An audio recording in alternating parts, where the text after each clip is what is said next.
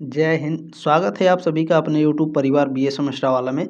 यदि आप दीनदयाल उपाध्याय गोरखपुर विश्वविद्यालय में पढ़ रहे हैं या फिर राजा महेंद्र प्रताप सिंह यूनिवर्सिटी में पढ़ रहे हैं, मासा कुंभारी यूनिवर्सिटी, ठीक है, महाराजा सुहेल देव यूनिवर्सिटी, यानी उत्तर प्रदेश में जितने भी यूनिवर्सिटी हैं, जहाँ भी आपके BA 5th semester political science के paper 2 principles of public administration पढ़ाया जा रहा है, आप सभी बच्चे इस क्लास को अटेंड कर लीजिएगा, ठीक है ना। ये आपका प्रीवियस ईयर का क्वेश्चन पेपर है। कल एग्जाम होने वाला है दीनदयाल उपाध्याय गोरखपुर विश्वविद्यालय में 22 दिसंबर 2025 को, ठीक है। BA 5th सेमेस्टर में पॉलिटिकल साइंस पेपर 2 के पेपर का नाम है principles of public administration, paper code है POL 302, ठीक है ना। इसमें आपको पिछले 2 वर्षों का क्वेश्चन पेपर मिलेगा और मैंने राजा महेंद्र प्रताप सिंह विश्वविद्यालय का भी क्वेश्चन पेपर सॉल्व कराया है। कुछ बच्चे बता रहे हैं कि 23 तारीख को राजा महेंद्र प्रताप सिंह विश्वविद्यालय में आपका एग्जाम होने वाला है, तो ध्यान रखिएगा, टेलीग्राम ग्रुप ज्वाइन कर लीजिएगा। मैंने उसमें क्लास सेंड कर दिया है राजा महेंद्र प्रताप सिंह विश्वविद्यालय का क्वेश्चन पेपर 2 का, और दीनदयाल उपाध्याय गोरखपुर विश्वविद्यालय का भी क्वेश्चन पेपर मैंने सेंड कर दिया है, ठीक है ना। चले क्लास को स्टार्ट करते हैं। क्लास के बीच में मैं आपको डिस्टर्ब नहीं करना चाहता, इसलिए मैं पहले बता दे रहा हूँ, जो बच्चे डीपली क्लास को लेंगे, जो बच्चे डीपली क्वेश्चन पेपर पढ़ेंगे, वो अच्छा मार्क्स लेकर के आएंगे, ये मेरी गारंटी है। क्योंकि फर्स्ट पेपर में आप लोगों ने देखा है प्रीवियस ईयर के बहुत सारे क्वेश्चन पूछे गए थे और बहुत सारे क्वेश्चन उससे रिलेट कर रहे थे, ठीक है। तो ये आपकी जिम्मेदारी है कि मैं तो आपको बीच में डिस्टर्ब नहीं करूँगा कि लाइक कीजिए, सब्सक्राइब कीजिए, कुछ भी नहीं कहूँगा, आपकी मर्जी है। लेकिन मैं डिस्टर्ब नहीं करूँगा, सारे क्वेश्चन मैं डीपली पढ़ाऊँगा, अच्छे से डीपली आप लोग पढ़िएगा। बस आप लोग अच्छा मार्क्स लेकर के आए, मेरे लिए और कुछ इससे बढ़कर नहीं है, ठीक है ना। चले, आप लोगों ने सभी चीज़ें देख ली हैं, मैंने सब कुछ पहले ही बता दिया है। क्लास को स्टार्ट करते हैं। चले, पहला क्वेश्चन देखिएगा। देखिए ये जो अच्छा एक सेकेंड रुक जाएंगे। देखें 2023-24 का क्वेश्चन पेपर पहले हम लोग कवर करेंगे, तो 2024-25 वाला क्वेश्चन पेपर है ना, तो आप उससे रिलेट कर पाएंगे कि कितने क्वेश्चन पूछे गए थे और उससे रिलेट कैसे कैसे किए थे, ठीक है ना। तो ये बहुत ही अच्छी चीज़ है। 2023-24 वाला सबसे पहले हम लोग कवर करेंगे, ठीक है ना। चले, पहला क्वेश्चन है, देखिए ठीक से दिख नहीं रहा होगा तो ब्राइटनेस तेज कर लेंगे और वीडियो की क्वालिटी जो है बढ़ा लेंगे। पहला क्वेश्चन है कि किसने लोक प्रशासन को राज्यों के कार्यों पर प्रयुक्त प्रबंध की कला और विज्ञान के रूप में परिभाषित किया है। इसे मैं बड़ा कर देता हूँ, ठीक है, ताकि क्वेश्चन आपको अच्छे से विजिबल हो पाए। देखिए, किसने लोक प्रशासन को राज्यों के कार्यों पर प्रयुक्त प्रबंध की कला और विज्ञान के रूप में परिभाषित किया है, तो डिवाइड वाल्डो ने परिभाषित किया है, ठीक है ना। डिवाइड वाल्डो ने, सी ऑप्शन राइट है। क्वेश्चन नंबर आपका पहले का क्लियर हो गया ना, ठीक से देख लेंगे। नेक्स्ट क्वेश्चन देखिएगा। देखिए दूसरा नंबर क्वेश्चन है, नवीन लोक प्रशासन की दिशाएं मिन्नो बुक परिप्रेक्ष्य पुस्तक के संपादक का नाम बताएं। मिन्नो बुक परिप्रेक्ष्य पुस्तक के संपादक का नाम क्या है भैया? नवीन लोक प्रशासन की दिशाएं मिन्नो बुक परिप्रेक्ष्य, ये इतना बड़ा है, ठीक है। पुस्तक के संपादक का नाम क्या है? फ्रैंक मारिनी है। बी ऑप्शन राइट है क्वेश्चन नंबर दूसरे का। इसमें नेक्स्ट क्वेश्चन है, तीसरा नंबर देखें, पूछा गया है, नवीन लोक प्रशासन प्रबंध के निम्नलिखित में से कौन से विषय हैं? न्यू पब्लिक मैनेजमेंट के कौन कौन से विषय हैं? ध्यान से देखने का प्रयास करेंगे तो निजी क्षेत्रों के तौर तरीकों यानी जो प्रैक्टिसेज है उसको अंगीकार करना, बिल्कुल करेक्ट है आपका पहला। दूसरा है संशोधित रिपोर्टिंग व निगरानी तंत्र, दूसरा भी आपका राइट है। और तीसरा कह रहा है निष्पादन लक्ष्य, परफॉर्मेंस टारगेट जो होता है, ये भी आपका इसका नवीन लोक प्रशासन प्रबंध का, ठीक है, विषय है। तो इसमें तीनों करेक्ट है। चौथा क्या है? सार्वजनिक क्षेत्र के तौर तरीकों को अंगीकार करना, सार्वजनिक क्षेत्रों के नहीं होता है इसमें, तो पहला, ठीक है ना, पहला दूसरा और तीसरा आपका करेक्ट है, ध्यान रखिएगा। पहला दूसरा और तीसरा देख लेंगे किसमें है, ऑप्शन नंबर बी में दिया है, ठीक है, बी ऑप्शन आपका करेक्ट हो जाएगा। डीपली पढ़िएगा क्वेश्चन को बाबू एकदम, ठीक है। चले, 4 नंबर क्वेश्चन है, निर्णय निर्माण सिद्धांत, डिसीजन मेकिंग अप्रोच, ठीक है, क्रमबद्ध व्यवस्थित करना है।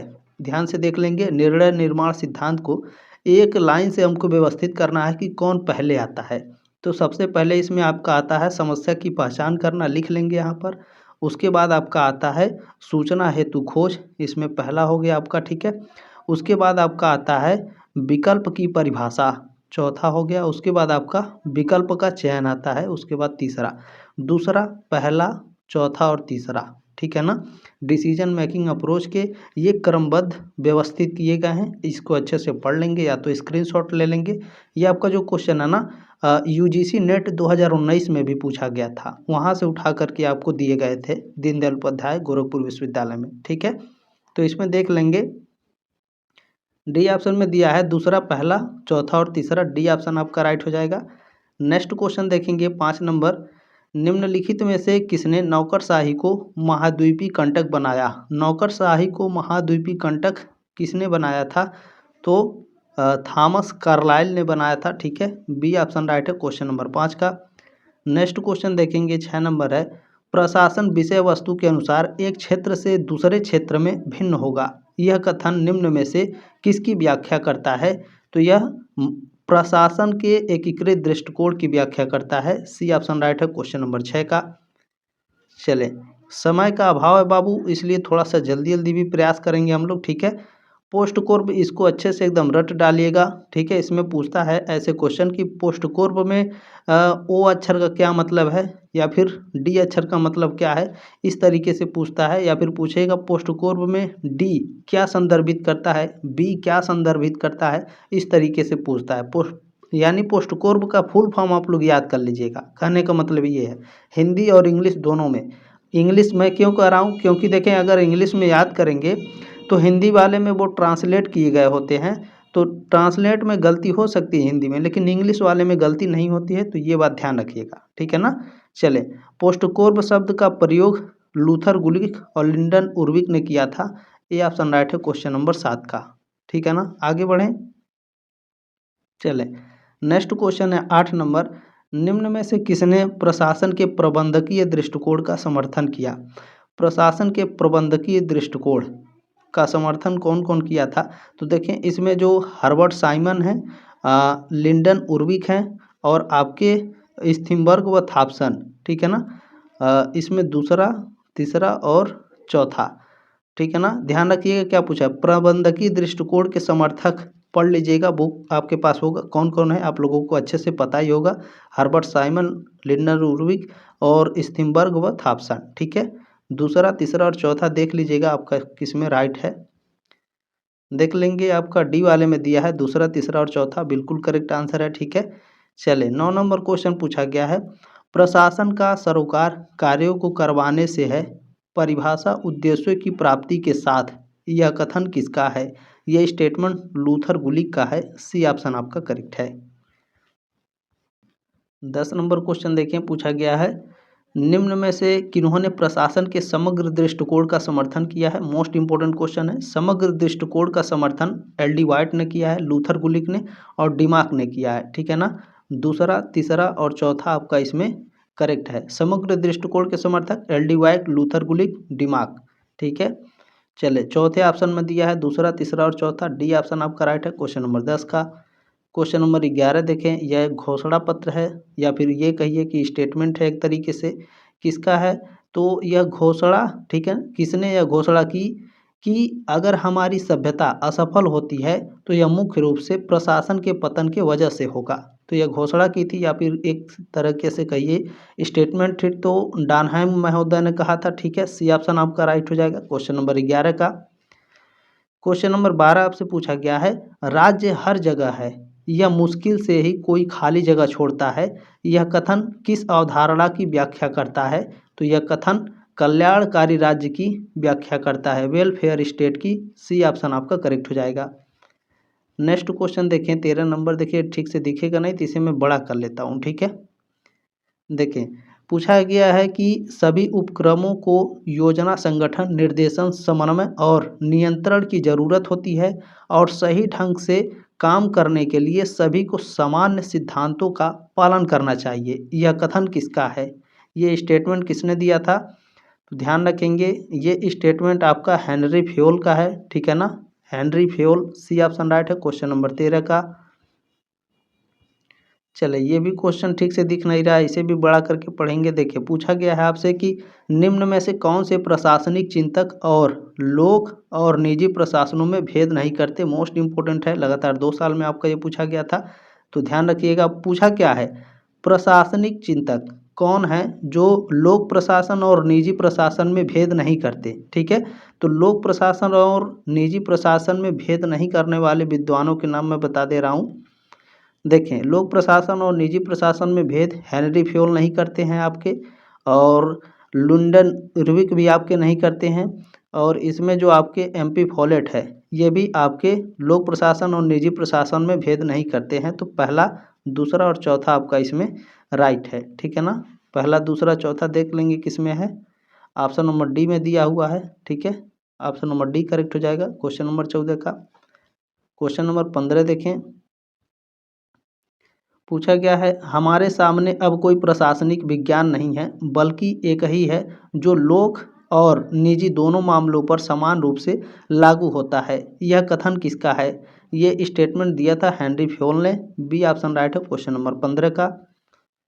क्वेश्चन नंबर 16 देखिए, आपके पास समय रहेगा तो 2 बार 3 बार जरूर क्लास को देख लीजिएगा। ठीक है, देखिए, निम्न में से किन प्रशासनिक चिंतकों ने लोक व निजी प्रशासनों में भेद का समर्थन किया? उसमें पूछा था किसने भेद नहीं किया था, और यहाँ पूछा है कि लोक प्रशासन और निजी प्रशासन में किसने भेद का समर्थन किया है। ठीक है ना, तो देखें, इसमें जो आपके पॉल एच एपलबी थे, ठीक है ना, और इसमें देखें सर जॉर्जिया स्टैम्प और हर्बर्ट साइमन। ठीक है, Paul H Appleby, sir Georgia Stamp और हर्बर्ट साइमन, ये तीनों ऐसे व्यक्ति थे जो लोक प्रशासन और निजी प्रशासन दोनों में भेद का समर्थन करते थे। ठीक है ना, पहला आपका इसमें करेक्ट है, तीसरा करेक्ट है और चौथा आपका करेक्ट है। पहला, तीसरा और चौथा देख लेंगे किसमें आपका है। ऑप्शन नंबर सी में दिया गया है, सी ऑप्शन आपका राइट हो जाएगा। चलिए, नेक्स्ट क्वेश्चन है, ये ठीक से विजिबल नहीं होगा तो इसे थोड़ा बड़ा कर लेते हैं। इसमें पूछा गया है, राजनीति का नाता राज्य की इच्छा की अभिव्यक्ति से है जबकि लोक प्रशासन का सरोकार इन नीतियों को लागू करने से है। यह किसने कहा है? ये स्टेटमेंट गुडनाउ का है। ऑप्शन नंबर बी करेक्ट है क्वेश्चन नंबर 17 का। नेक्स्ट क्वेश्चन भी इसी प्रकार से है, ये भी ठीक से विजुअल नहीं होगा तो इसे भी बड़ा करके ही देखेंगे। ये भी स्टेटमेंट है, किसने कहा था कि नौकरशाही वहीं रह सकती है जहां राज्य की समुची सेवा, इसके प्रमुख रैंक और फाइल जनता के सामान्य राजनीतिक जीवन से हटा दी जाती हैं। तो ये स्टेटमेंट आपका वुडरो विल्सन का है। ऑप्शन नंबर बी करेक्ट है क्वेश्चन नंबर 18 का। क्वेश्चन नंबर 19 को भी हम लोग थोड़ा सा बड़ा करके देखेंगे। देखिए, पूछा गया है, राजनीति प्रशासन द्विभाजन एक भटकाने वाला विभेद हो जो सिद्धांतकारों और लागू करने वालों दोनों ही के नियम में समान रूप से एक अंधगमय एक रूढ़ी बन गया है। यह किसने कहा है? ये स्टेटमेंट आपका सीजे फ्रेडरिक महोदय का है। ठीक है, बी ऑप्शन राइट है क्वेश्चन नंबर 19 का। नेक्स्ट क्वेश्चन देखिएगा, इसे भी थोड़ा बड़ा कर लेते हैं, 1 सेकंड रुक जाएंगे। चले, देखिए, कहा गया है कि निम्न में से कौन सा जोड़ा गलत तरीके से मिलाया गया है। तो यहाँ देखिए, बुक का नाम दिया गया है राजनीति एवं प्रशासन, किताब जो है 1900 में आपकी लिखी गई थी, बिल्कुल करेक्ट है। नेक्स्ट है लोक प्रशासन का सिद्धांत, प्रिंसिपल्स ऑफ पब्लिक एडमिनिस्ट्रेशन, क्या 1927 में लिखी गई थी? ये आपका गलत है क्योंकि ये 1927 में लिखी गई थी, 1928 आपका ये गलत जोड़ा मिलाया गया है। और नेक्स्ट है आपका प्रशासनिक विज्ञान पर लेख, ठीक है ना, papers on the science of administration 1937, 1937 में ये लिखी गई थी, बिल्कुल आपका करेक्ट है। मैं क्यों बता रहा हूँ, ये आपके एग्जाम में पूछ सकता है, ठीक है ना, तो ध्यान रखेंगे। लोक प्रशासन का अध्ययन की भूमिका, introduction to the study of public administration book 1926, 1926 में आपकी लिखी गई थी, ये भी आपका करेक्ट है। यानी बी वाला आपका मिसमैच है, ठीक है, गलत तरीके से मिलाया गया है। लोक प्रशासन का सिद्धांत जो किताब है 1927 में आई थी, ठीक है ना, क्लियर हो गया। चलें, 21 नंबर क्वेश्चन आपसे क्या पूछा गया है, लोक प्रशासन की निशानी है। लोक प्रशासन की निशानी क्या है? तो पब्लिक रिस्पॉन्सिबिलिटी होती है, ठीक है ना, पब्लिक एडमिनिस्ट्रेशन तो पब्लिक रिस्पॉन्सिबिलिटी, लोक उत्तरदायित्व, बी ऑप्शन आपका राइट हो जाएगा। ठीक है, लोक प्रशासन की निशानी क्या है? लोक उत्तरदायित्व। नेक्स्ट देखेंगे 22 नंबर क्या पूछा गया है। देखिए, निम्न जोड़ों में से कौन सा गलत तरीके से मिलाया हुआ है? तो ध्यान से देखेंगे, संपक्षीय समाज आपका बहुकार्यात्मकतावाद से संबंधित है, बिल्कुल राइट है। विस्तृत समाज चयनवाद से संबंधित है, ये भी आपका बिल्कुल राइट है। नेक्स्ट है विवर्तित समाज कार्यात्मक विशिष्टता से संबंधित है, ये दोनों करेक्ट है। यानी जो विस्तृत समाज है ये आरोपण से संबंधित नहीं है, चयनवाद से संबंधित है। डी ऑप्शन आपका क्या है, गलत तरीके से मिलाया गया है। नेक्स्ट क्वेश्चन देखें, इसे थोड़ा बड़ा कर लेते हैं, ठीक है। देखिए पूछा गया है, पद सोपान क्रम में संचार के या फिर सर से पांव तक जिम्मेदारी के निर्गमन स्तरों से गुजरते हुए श्रेष्ठ अधीनस्थ संबंध को सार्वभौमिक रूप में लागू करना शामिल है। यह कथन किसका है? यह कथन एल डी वाइट का है, ठीक है। एल डी वाइट का यह स्टेटमेंट है। बी ऑप्शन आपका राइट हो जाएगा क्वेश्चन नंबर 23 का। क्वेश्चन नंबर 24 आपसे पूछा गया है, चले पूछा गया कि निम्न में से किसने पद सोपान क्रम को अस्तरीय प्रक्रिया कहा है? पद सोपान क्रम को अस्तरीय प्रक्रिया किसने कहा है? मोनी और रैली ने कहा है। सी ऑप्शन राइट है क्वेश्चन नंबर 24 का। चलिए क्वेश्चन नंबर 25 देखेंगे, ठीक है, इसे छोटा करके ही देखना पड़ेगा। पूछा गया है कि आदेश की एकता का सिद्धांत कहा है कि आदेश की एकता का सिद्धांत कहा है कि एक कर्मचारी को सिर्फ एक ही अधिक श्रेष्ठों के आदेशों के अधीन होना चाहिए। ये बिल्कुल गलत है। एक ही श्रेष्ठों के आदेशों के एक ही नहीं होना चाहिए, मतलब जो एक कर्मचारी है एक ही, ठीक है, एक ही अधीन श्रेष्ठों के आदेशों के अधीन नहीं होना चाहिए, ठीक है ना। ये लिखा है अधीन होना चाहिए, तो ये गलत है। नेक्स्ट है, एक श्रेष्ठ को सिर्फ एक ही अधीनस्थ को आदेश देने चाहिए। ये भी आपका गलत है। किसी कर्मचारी को सिर्फ एक श्रेष्ठ से ही आदेश प्राप्त होने चाहिए, बिल्कुल करेक्ट है क्वेश्चन नंबर 25 का। नेक्स्ट क्वेश्चन देखेंगे, क्वेश्चन नंबर 26 आपसे पूछा गया है, निम्न में से किसने सैन्य किस्म के फोरमैन, क्या कह रहा है, सैन्य किस्म के फोरमैन की जगह निर्देशों में बहुमत का सुझाव दिया? सैन्य किस्म के फोरमैन की जगह निर्देशों में बहुमत का सुझाव किसने दिया है? बहुत ही इंपॉर्टेंट क्वेश्चन है। तो ये दिया था FW टेलर ने, ठीक है ना। ऑप्शन नंबर सी करेक्ट है क्वेश्चन नंबर 26 का। 27 नंबर क्वेश्चन देखिए, पूछा है कि नियंत्रण के क्षेत्र के सिद्धांत का अर्थ है कि नियंत्रण के क्षेत्र के सिद्धांत का अर्थ क्या है? अधीनस्थ की वह संख्या जिनका एक प्रशासन प्रभावी ढंग से निर्देशन कर सकता है। ऑप्शन नंबर बी राइट है क्वेश्चन नंबर 27 का। सारे क्वेश्चन को थोड़ा डीपली देख लीजिएगा क्योंकि टाइम बहुत कम है, इसलिए मैं थोड़ा फास्ट चलूँगा। नेक्स्ट क्वेश्चन देखें, पूछा गया है आपसे कि देखें लोक प्रशासन में प्राधिकार की अवधारणा के विषय में निम्न में से कौन सा कथन सही है? तो इसमें से देखें, यह कार्यालय संभालने वालों की विधि संगत व्यक्ति है, बिल्कुल करेक्ट है आपका पहला। दूसरा है, यह सार्वजनिक जीवन में प्रशासन की बुनियाद है, बिल्कुल करेक्ट है दूसरा भी। नेक्स्ट है, प्राधिकार और शक्ति दोनों समान है, यह आपका गलत है। चौथा है, यह कानून सांगठनिक परंपरा और प्रमाणयजन से निकलता है, ये भी आपका राइट है। तो इसमें देखिए पहला, दूसरा और चौथा आपका बिल्कुल करेक्ट है। लोक प्रशासन में प्राधिकार की अवधारणा के विषय में निम्न में से कौन से कथन सही हैं? तो पहला, दूसरा और चौथा आपके इसमें राइट है 28 का, ठीक है। चले पहला, दूसरा और चौथा देखिए सी ऑप्शन में दिया है, सी ऑप्शन आपका राइट हो जाएगा 28 नंबर प्रश्न का। क्वेश्चन नंबर 29 पूछा गया है कि निम्न में से किसने कहा था कि सुचारू काम के लिए यह बेहद महत्वपूर्ण है कि प्राधिकार और जिम्मेदारी के सभी स्तर सहावसानी और समान है? तो ये जो स्टेटमेंट है ये आर्विक महोदय का है, यानी लिंडन उर्विक का, ठीक है। डी ऑप्शन राइट है क्वेश्चन नंबर 29 का। देखें अरबिक लिखा हुआ है तो आप समझ नहीं पाएंगे, इसलिए इंग्लिश वाला भी देखते चलिएगा, ठीक है। चलिए नेक्स्ट क्वेश्चन पूछा गया है, निम्न में से किसने प्राधिकार को आदेश देने के अधिकार और आज्ञा पालन करवाने की शक्ति के रूप में परिभाषित किया? ठीक है, आदेश देने का अधिकार और आज्ञा पालन करने की शक्ति के रूप में परिभाषित किया है हेनरी फेयोल ने। ऑप्शन नंबर ए राइट है क्वेश्चन नंबर 30 का, ठीक है। चलें, अच्छा इतना भी याद रखिएगा, इतना अच्छे से याद रखना, आदेश देने के अधिकार और आज्ञा पालन करवाने की शक्ति यह किसने कहा? डायरेक्ट पूछ लेता है तो याद रखिएगा हेनरी फेयोल, ठीक है। क्लियर हो गया। नेक्स्ट क्वेश्चन है 31 नंबर पूछा गया है, किसी प्रशासनिक संगठन में समन्वय आवश्यक है ताकि कर्मचारियों के काम में टकराव और दोहराव से बचा जा सके। क्या यह सही है? बिल्कुल सही है। नेक्स्ट है संगठन के लक्ष्यों का प्रभावी तरीके से पूरा किया जा सके। जो संगठन के लक्ष्य हैं इसको प्रभावी तरीके से पूरा किया जाना चाहिए। बिल्कुल राइट है, दूसरा भी और पहला भी। इसमें तीसरा देखें क्या कह रहा है, काम के एक पहलू पर ध्यान केंद्रित किया जा सके। ये आपका गलत है, पहला दूसरा हो गया। साम्राज्य निर्माण की बढ़ती प्रवृत्ति पर काबू पाया जा सके, ये भी आपका राइट है। चौथा, पहला दूसरा और चौथा देखेंगे किस में राइट है। ठीक है, पहला दूसरा और चौथा ऑप्शन नंबर डी में दिया है, डी ऑप्शन राइट है क्वेश्चन नंबर 31 का।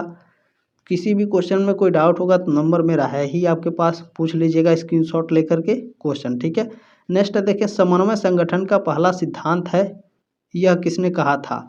ये स्टेटमेंट किसका है? तो मुनि का है। ठीक है, ये ऑप्शन राइट है क्वेश्चन नंबर 32 का। नेक्स्ट क्वेश्चन पूछा गया है, तनाव सिद्धांत किसने दिया?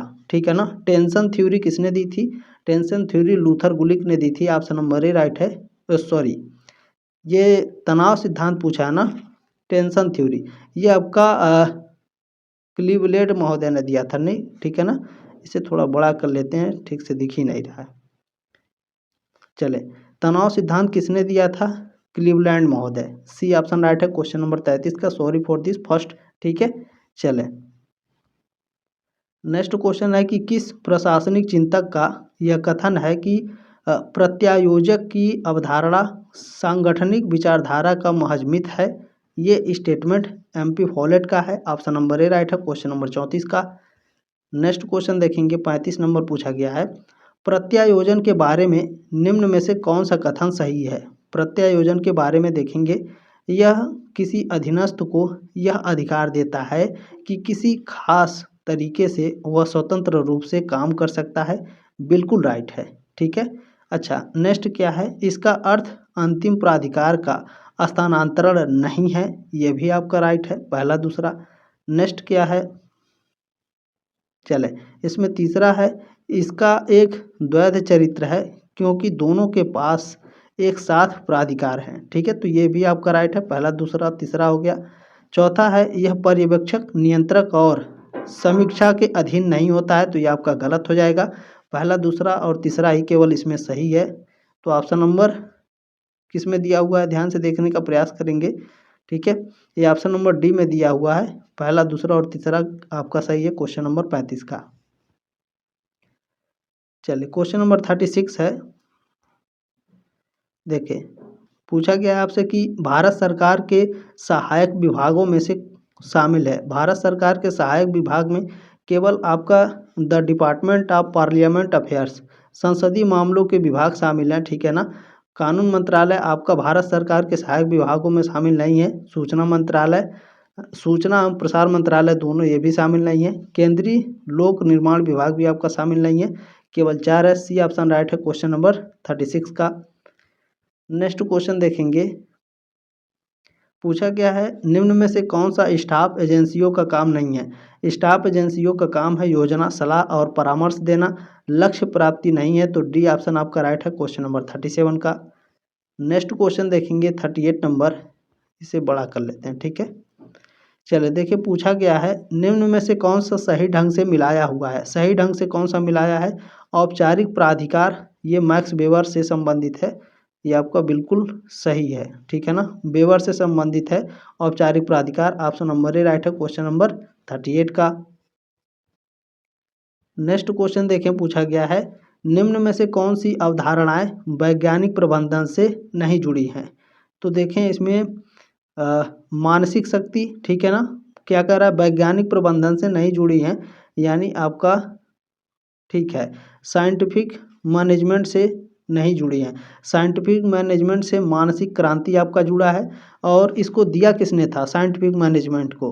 तो FW टेलर ने दिया था। ठीक है ना, तो वैज्ञानिक प्रबंधन से नहीं जुड़ा है, तो मानसिक क्रांति आपका जुड़ा है, समय और गति का अध्ययन जुड़ा है, अंतरीय पीस रेट योजना जुड़ा है। ठीक है ना, आदेश की एकता और अंगूठे का नियम, ये दोनों आपका नहीं जुड़ा है। दूसरा तीसरा आपका क्या है, बिल्कुल सही है, ये वैज्ञानिक प्रबंधन से नहीं जुड़े हैं। ठीक है, चलें, दूसरा और तीसरा आपका नहीं जुड़ा है, तो सी ऑप्शन राइट हो जाएगा। और जो जुड़ा है इसे याद रखिएगा, मैंने कहा था डीपली पढ़िएगा, वैज्ञानिक प्रबंधन से नहीं जुड़ा है, तो ये दोनों नहीं जुड़े हैं। ठीक है, लेकिन जुड़ा कौन है? मानसिक क्रांति, समय और गति का अध्ययन, ठीक है, आंतरिक पीस रेट योजना। क्लियर हो गया ना? चलें क्वेश्चन नंबर 40 देखें क्या पूछा गया है। 40 नंबर प्रश्न है, टेलर द्वारा किए गए प्रयोगों का प्रयोजन था। क्या प्रयोजन था? विशेष कार्यों को पूरा करने का सर्वश्रेष्ठ तरीका खोजना। सी ऑप्शन राइट है क्वेश्चन नंबर 40 का। नेक्स्ट क्वेश्चन देखेंगे, क्वेश्चन नंबर 41 है, 41 नंबर। इसमें पूछा गया है, मानव संबंध सिद्धांत किस पर जोर देती है? मानव संबंध सिद्धांत किस पर जोर देता है?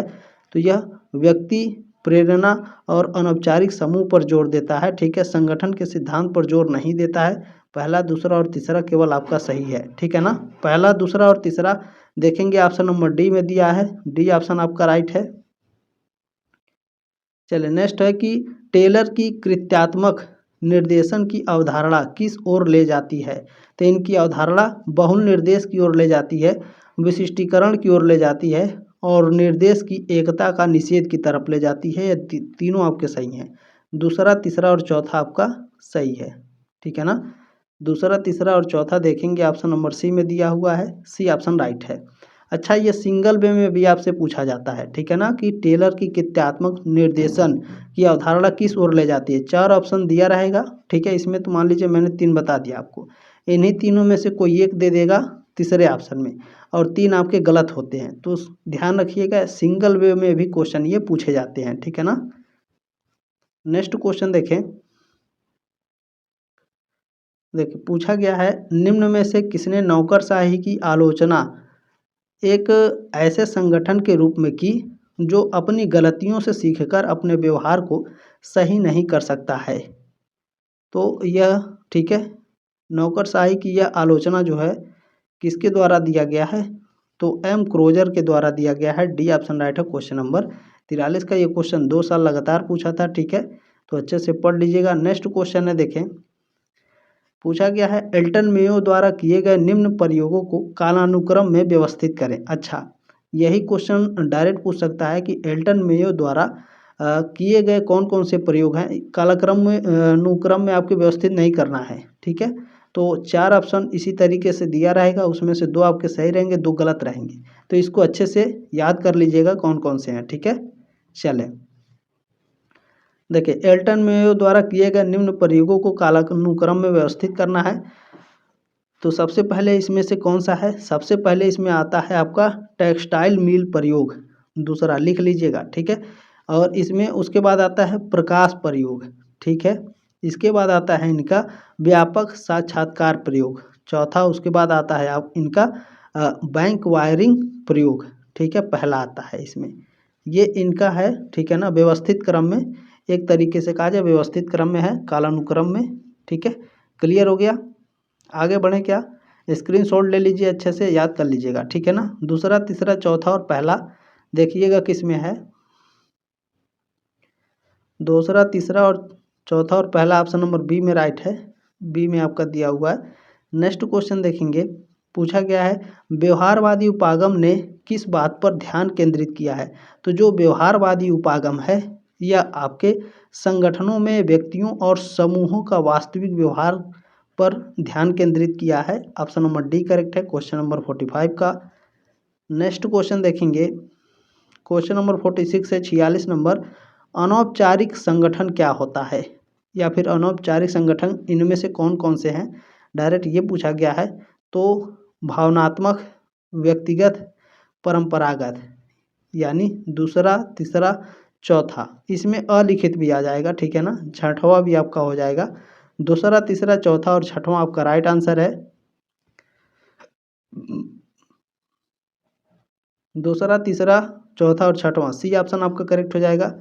नेक्स्ट क्वेश्चन देखें, 47 नंबर है, निम्न में से कौन सा बजट निर्माण का सिद्धांत नहीं है? बजट निर्माण का सिद्धांत नहीं है, तो देखें बजट संतुलित होना चाहिए, बिल्कुल है। आकलन सटीक होना चाहिए, ये भी है। कालातीत का नियम, ये भी सही है। बजट शुद्ध होना चाहिए, सकल नहीं होना चाहिए, ये क्या है? ये बजट निर्माण सिद्धांत नहीं है। तो बी ऑप्शन आपका राइट हो जाएगा क्वेश्चन नंबर 47 का। नेक्स्ट क्वेश्चन देखें, पूछा गया है, बजट अधिनियम, ठीक है, बजट अधिनियम के निम्नलिखित चरणों को सही क्रम में रखिए। ठीक है, सही क्रम में इसको रखना है, याद कर लीजिएगा। ये 2025 वाले पेपर में डायरेक्ट पूछा था बजट अधिनियम के इनमें से कौन कौन से चरण हैं। ठीक है, तो इसमें आपका सही क्रम में रखने के लिए बोला है, और नेक्स्ट ईयर पूछा था इनमें से कौन कौन है, तो याद कर लेना, इंपॉर्टेंट है। ठीक है, चलें, इनमें से सही क्रम में हमें व्यवस्थित करना है। तो सबसे पहले विधायिका में प्रस्तुतिकरण होता है बजट का, ठीक है ना, बजट अधिनियम का, तो 5वां हो गया आपका। उसके बाद इस पर बहस होती है, तो पहला हो गया आपका इसमें। इसके बाद क्या होता है, अनुमान की मांग पर मतदान होता है, यह भी आपका करेक्ट हो गया। इसके बाद आपका विनियोग विधेयक आता है, उसके बाद आपका वित्त विधेयक आता है।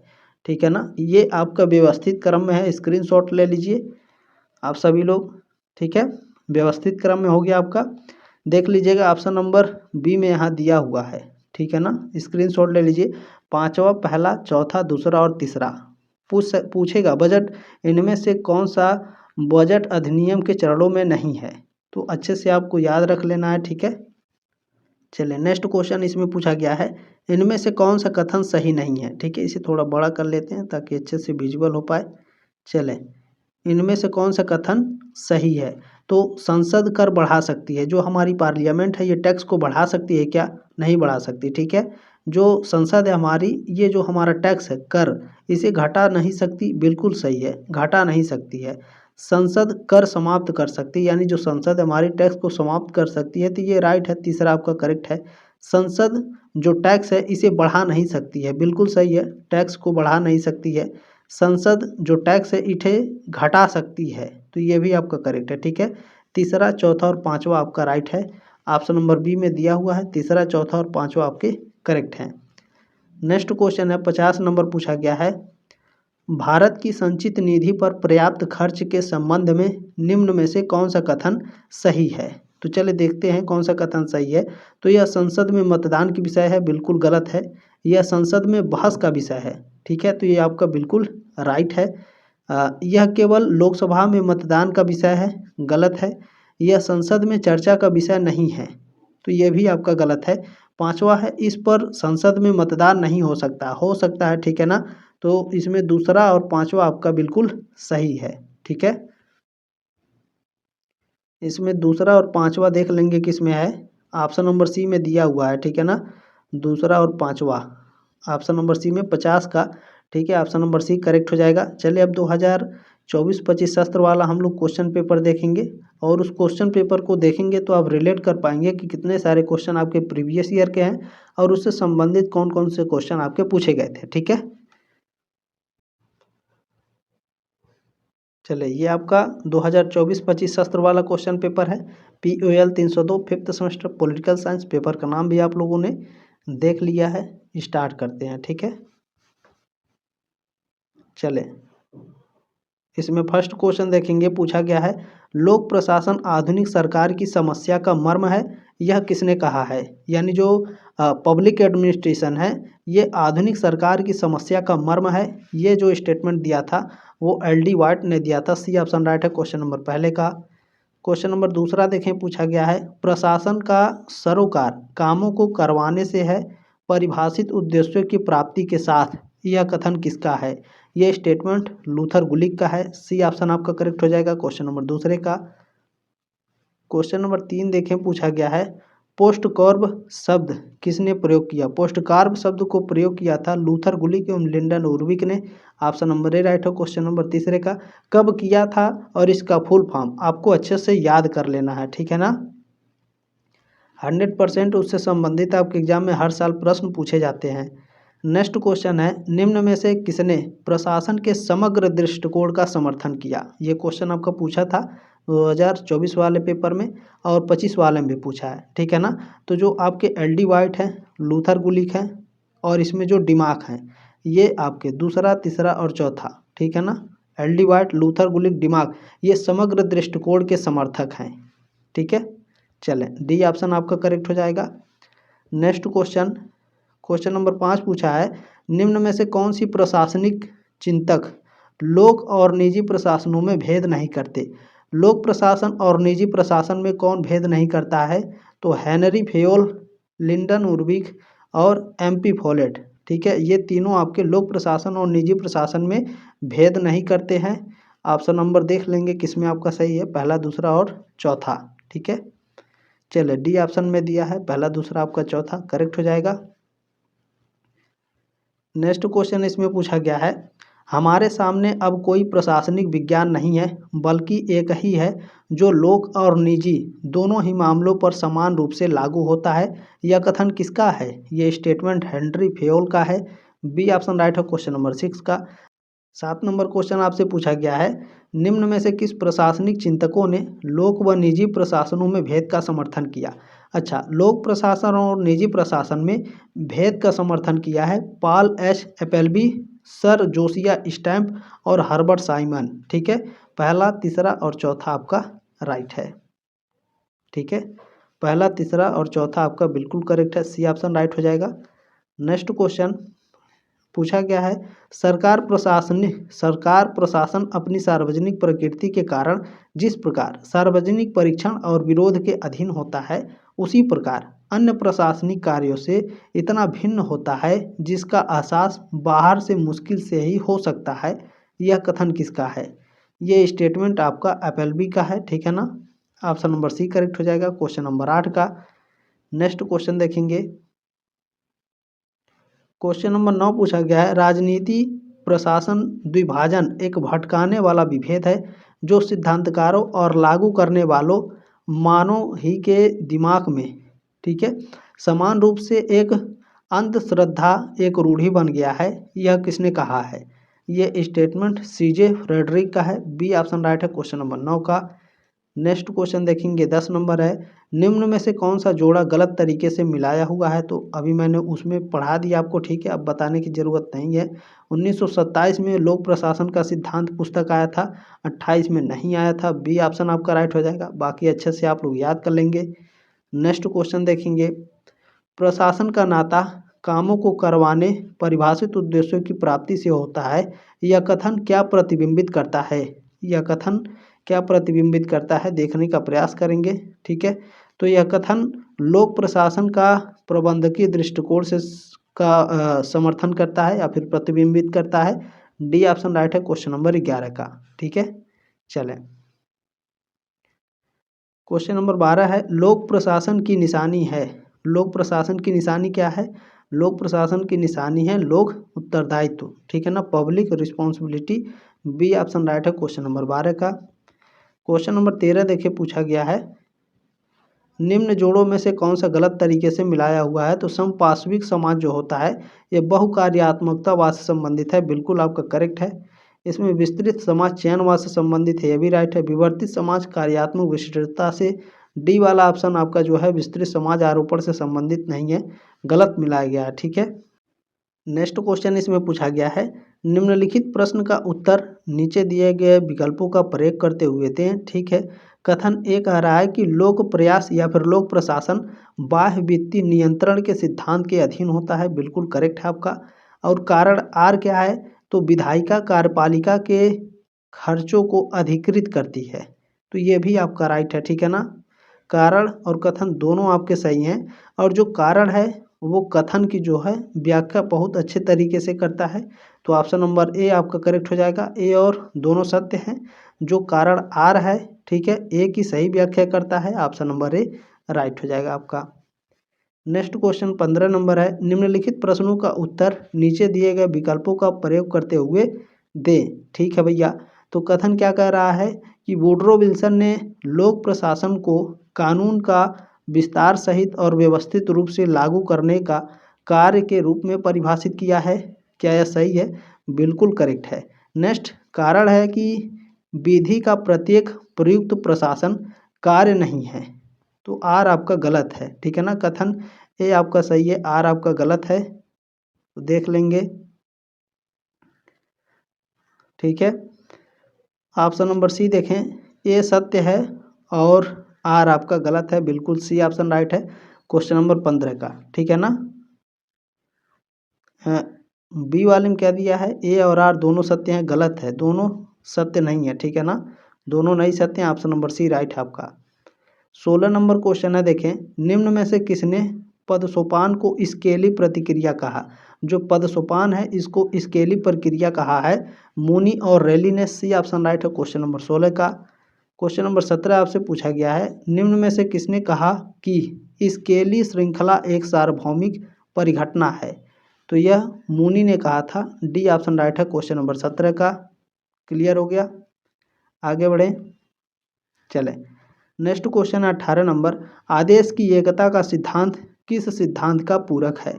आदेश की एकता का सिद्धांत स्केली श्रृंखला के सिद्धांत का पूरक है। सी ऑप्शन आपका राइट है। नेक्स्ट क्वेश्चन 19 नंबर देखें, पूछा जा रहा है, आदेश की एकता सिद्धांत यह मांग करता है कि संगठन का प्रत्येक सदस्य एक और सिर्फ एक नेता को रिपोर्ट करेगा। यह कथन किसका है। ये स्टेटमेंट आपका फिकनर और प्रशस्त का है। बी ऑप्शन राइट है क्वेश्चन नंबर 19 का। क्वेश्चन नंबर 20 देखें, आपसे पूछा गया है, निम्न में से किसने, ठीक है, निम्न में से किसने सैन्य किस्म के फोरमैन की जगह निर्देशों में बहुलता का सुझाव दिया। तो यह FW टेलर ने दिया है। सी ऑप्शन राइट है क्वेश्चन नंबर 20 का। चलिए प्रश्न नंबर 21 है कि नियंत्रण का विस्तार, ठीक है, नियंत्रण का विस्तार क्षेत्र किसी उद्यम के प्रमुख कार्यवाही और उसके मुख्य साथी अफसरों के बीच प्रत्यक्ष यानी डायरेक्ट आदतन संचार संपर्कों की संख्या और पहुंच है। यह कथन किसका है। ये स्टेटमेंट किसने दिया था। डिमाक महोदय ने। बी ऑप्शन राइट है क्वेश्चन नंबर 21 का। ठीक है, क्लियर हो गया। और इसमें देखें, हाँ ठीक है, अच्छा, स्पैन ऑफ कंट्रोल की अवधारणा किसने दी थी। नियंत्रण के विस्तार की अवधारणा को ग्रेकुनस ने दी थी 1933 में। ठीक है, इसको भी आप लोग याद रखिएगा। चलिए नेक्स्ट क्वेश्चन है 22 नंबर, निम्न में से किसने उच्च और निम्न स्तरों के बीच नियंत्रण के विस्तार क्षेत्र के मध्य अंतर किया। तो सेकलर हडसन ने किया है। बी ऑप्शन राइट है क्वेश्चन नंबर 22 का। क्वेश्चन नंबर 23 पूछा गया है, समन्वय संगठन का पहला सिद्धांत है। यह किसने कहा था। समन्वय संगठन का पहला सिद्धांत है, ये JD मूनी ने कहा था। ऑप्शन नंबर ए राइट है क्वेश्चन नंबर 23 का। क्वेश्चन नंबर 24 देखें, पूछा जा रहा है आपसे, निम्न में से कौन सा समन्वय का अनौपचारिक साधन है। समन्वय का अनौपचारिक साधन कौन है। नेतृत्व, लीडरशिप, ठीक है ना, लीडरशिप ये समन्वय का अनौपचारिक साधन है। सी ऑप्शन आपका राइट हो जाएगा। नेक्स्ट क्वेश्चन है 25 नंबर क्वेश्चन है, यह निम्न में से किस प्रशासनिक चिंतक का कथन है कि प्रत्यायोजन की अवधारणा सांगठनिक विचारधारा का महज मिथ है। ये स्टेटमेंट दिया था MP फॉलेट ने। ऑप्शन नंबर ए राइट है क्वेश्चन नंबर 25 का। चलें 26 नंबर क्वेश्चन देखें, पूछा गया है, प्रत्यायोजन का अर्थ है किसी विशिष्ट प्राधिकार का उच्च स्तर द्वारा निम्न स्तर को सौंपा जाना। यह कथन किसका है। ये स्टेटमेंट मूनी का है। ठीक है, JB मूनी। 26 का ऑप्शन नंबर बी राइट है आपका। चलिए 27 नंबर क्वेश्चन है, निम्न में से कौन सा मंत्रणा अभिकरण का काम नहीं है। मंत्रणा अभिकरण का काम है योजना, सलाह देना और परामर्श देना। ठीक है, सेम क्वेश्चन है लेकिन अलग तरीके से पूछा है, लक्ष्य प्राप्ति। डी ऑप्शन आपका राइट हो जाएगा। मैंने कहा था देखें, इंग्लिश में आपके पेपर बनाए जाते हैं, हिंदी में ट्रांसलेट कर दिया जाता है, तो हर साल क्या होता है कि जो लिखा हुआ होता है वो चेंज हो जाता है। ठीक है, ट्रांसलेट करते हैं तो वो ट्रांसलेट में गूगल या फिर जो भी ट्रांसलेट वाला सिस्टम होगा वो कुछ भी लिख सकता है हिंदी को, ठीक है ना, इंग्लिश को हिंदी में। नेक्स्ट क्वेश्चन है देखें, निम्न में से कौन सा सही ढंग से मिलाया हुआ है। सही ढंग से कौन सा मिलाया है। औपचारिक प्राधिकार वेबर से संबंधित है, बिल्कुल ए ऑप्शन राइट है क्वेश्चन नंबर 28 का। अल्फ्रेड वेबर इनका नाम है। ठीक है, नेक्स्ट क्वेश्चन क्या है देखें, मानव संबंध सिद्धांत ने किस बात की ओर ध्यान खींचकर संगठन के मानवीय आयाम पर जोर दिया। किस पर जोर दिया है, तो देखें, तो इन्होंने जोर दिया है काम करने की स्थिति के सामाजिक और मनोवैज्ञानिक कारक को। ठीक है, इस पर जोर दिया है। चौथा ऑप्शन आपका इसमें राइट है, बाकी 3 आपके गलत है इसमें। ठीक है, ऑप्शन नंबर डी राइट है क्वेश्चन नंबर 29 का। प्रश्न नंबर 30 देखेंगे। चलें 30 नंबर प्रश्न है, मानव संबंध सिद्धांत किस पर जोर देती है। मानव संबंध सिद्धांत व्यक्ति पर, प्रेरणा पर और अनौपचारिक समूह पर जोर देती है। ठीक है,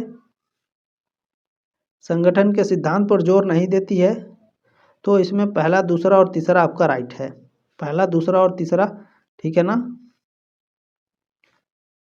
चले, पहला, दूसरा और तीसरा इसमें आपका करेक्ट है। ऑप्शन नंबर डी में दिया हुआ है, डी ऑप्शन आपका राइट हो जाएगा। नेक्स्ट क्वेश्चन है 31 नंबर। देखें, पूछा जा रहा है आपसे कि वैज्ञानिक प्रबंधन ने किस पर जोर दिया है। वैज्ञानिक प्रबंधन ने तार्किकता पर जोर दिया है क्या? बिल्कुल राइट है।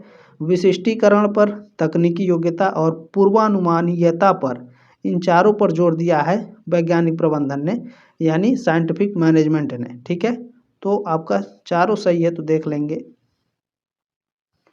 ऑप्शन नंबर डी में दिया हुआ है चारों, ठीक है। नेक्स्ट क्वेश्चन देखेंगे, 32 नंबर पूछा गया है, निम्न में से किसने नौकरशाही की आलोचना एक ऐसे संगठन के रूप में की जो अपनी गलतियों से सीखकर अपने व्यवहार को सही नहीं कर सकता? ये स्टेटमेंट एम क्रोजियर का है, डी ऑप्शन राइट है। ये भी दोहराया गया है क्वेश्चन, ठीक है। चलिए, नेक्स्ट क्वेश्चन पूछा गया है, मैक्स वेबर के अनुसार जिस मामले में नौकरशाही संगठन के अन्य रूप से श्रेष्ठ है वह कौन है? तो निश्चितता है, स्थिरता है, अनुशासन है और भरोसेमंदी है। कह क्या रहा है? मैक्स वेबर के अनुसार जिस मामले में जो नौकरशाही है ये संगठन के अन्य रूपों से श्रेष्ठ है, संगठन के निश्चितता से श्रेष्ठ है, स्थिरता से श्रेष्ठ है, अनुशासन से श्रेष्ठ है और भरोसेमंदी से भी श्रेष्ठ है। ठीक है ना, चारों ऑप्शन आपके राइट हैं। ऑप्शन नंबर डी करेक्ट हो जाएगा आपका। क्लियर हो गया। नेक्स्ट क्वेश्चन देखें, निम्न में से कौन नौकरशाही का व्यवहारवादी गुण नहीं है? नौकरशाही का व्यवहारवादी गुण कौन सा नहीं है?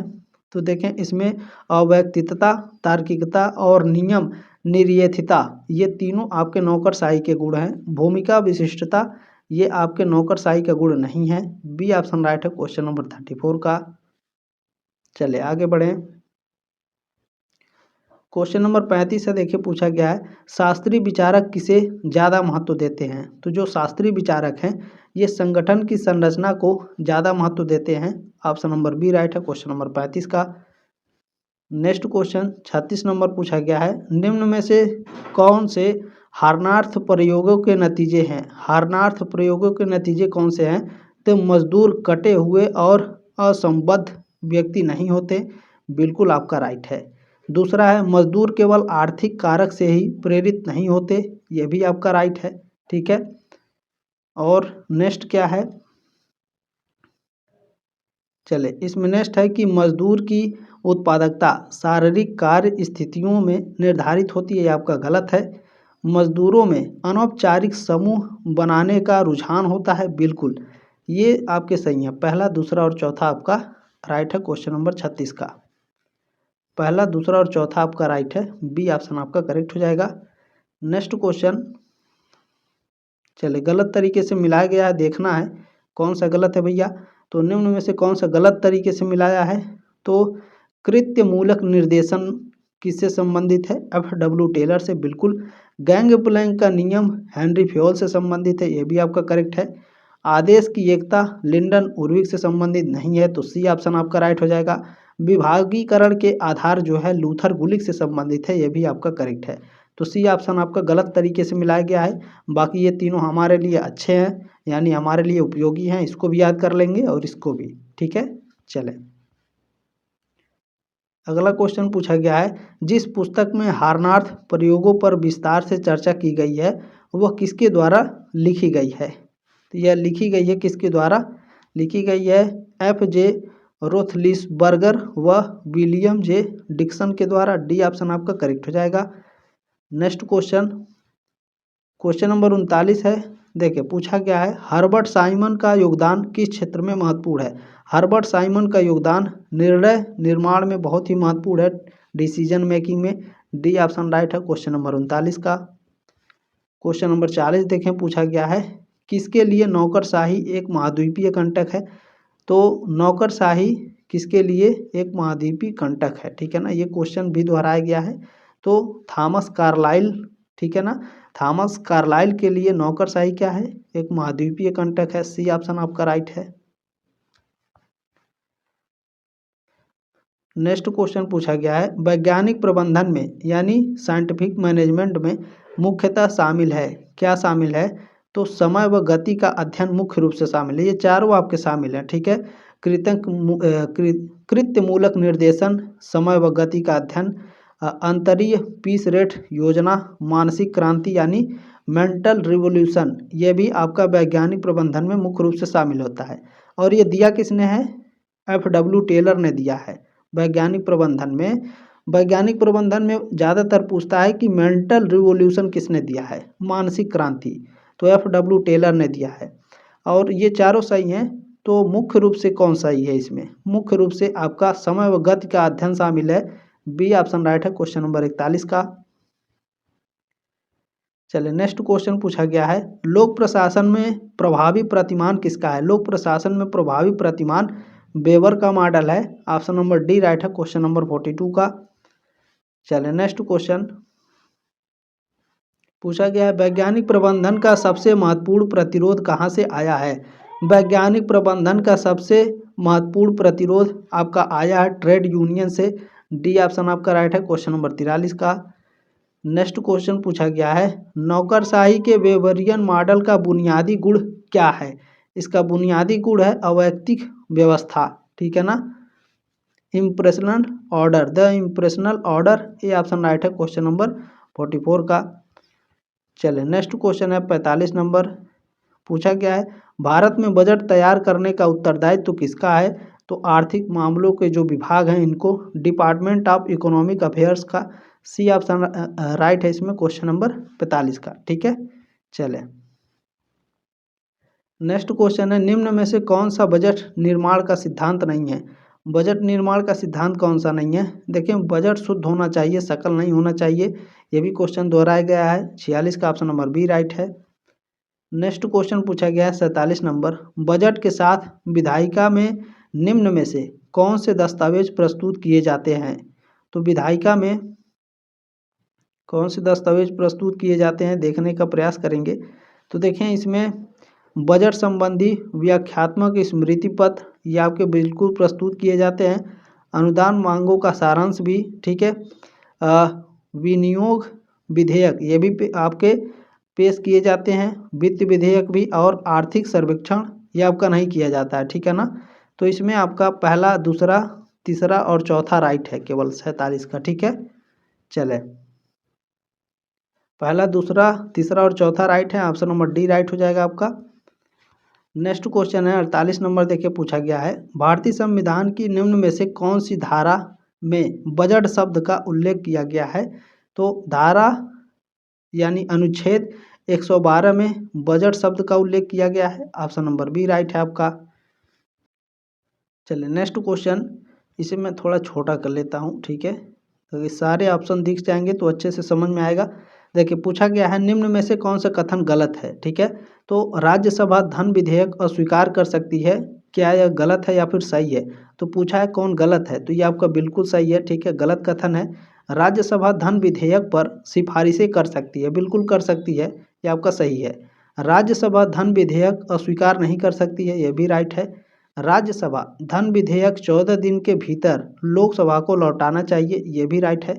पांचवा कह रहा है, ठीक है, पांचवा इसमें क्या है आपका, देखिए पांचवा है आपका इसमें, एक सेकेंड, ठीक है, राज्यसभा धन विधेयक में संशोधन कर सकती है, ये भी कथन आपका गलत है। तो पहला और पांचवा कथन आपका गलत है, बाकी सारे आपके सही हैं, ठीक है। पहला और पांचवा देख लेंगे किसमें है, ऑप्शन नंबर सी में दिया है, तो सी ऑप्शन आपका करेक्ट हो जाएगा। नेक्स्ट क्वेश्चन देखेंगे 50 नंबर, ठीक है, इतने में हो जाएगा ना। चले देखिए पूछा गया है, आय की संचित निधि पर प्रभारी खर्च के संबंध में निम्न में से कौन सा कथन सही है? तो यह संसद में मतदान का विषय है, गलत है। यह संसद में बहस का विषय है, ठीक है, तो यह आपका बिल्कुल करेक्ट है, दूसरा वाला। नेक्स्ट क्या है, यह केवल लोकसभा में मतदान का विषय है, तो यह आपका गलत है। यह संसद में चर्चा का विषय है, ये भी गलत है। इस पर संसद में मतदान नहीं हो सकता, ये भी राइट है, दूसरा। और इसमें पांचवा आपका करेक्ट है, क्वेश्चन नंबर 50 का, ठीक है, ऑप्शन नंबर सी में दिया है। बाकी क्लास कैसी लगी कमेंट के माध्यम से अपनी राय कमेंट बॉक्स में ज़रूर रखिएगा। जल्द मिलेंगे आपके नेक्स्ट क्लास में, तब तक के लिए जय हिंद, वंदे मातरम।